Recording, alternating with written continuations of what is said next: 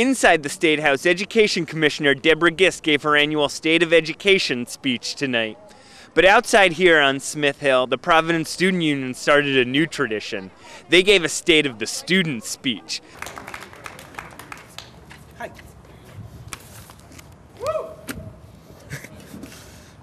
Hi, I'm Cartier McKay, a junior at Classical and a leader of the Providence Student Union. We held this State of the Student address because we think it's important for you to understand what is really happening in our education system. To see what adults at RIDE can't see from the 10,000 feet above the ground perspective. This is all they care about, this right here.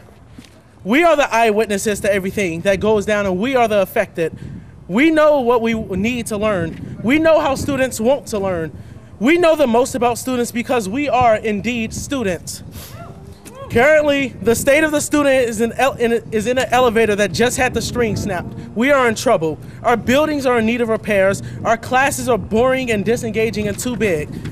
We need better funding for schools across districts. We need a better curriculum and teaching that actually interests and supports students. And we need an assessment system that challenges us to really learn, not to just fill in bubbles, and that grades our core skills in math, history, science, literature, and the arts.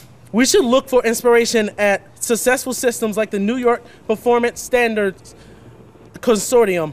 These schools require a student to complete 4 performance-based assessments that show oral and written skill, including an analytic literary essay, a social studies research paper with valid arguments and evidence, a science experiment that shows understanding of the scientific method, and an applied math problem. These schools outperform schools using high-stakes testing, and we can see why. These are our recommendations. Listen to the students for once and you won't be disappointed. We are taught about the founding fathers starting a revolution. Well, 237 years later, we are in need of another revolution, a learning revolution. Because we are the Rhode Island students and we won't tolerate this failing education any longer.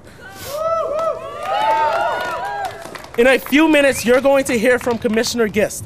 The commissioner's job is to lead the Department of Education and make our schools work better for students. But that is not what she is doing.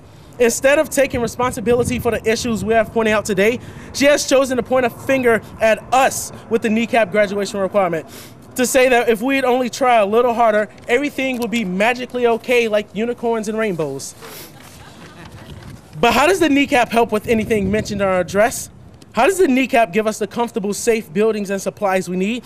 How does it ensure students can actually get to school in the first place? How does it make our classes more relevant and engaging?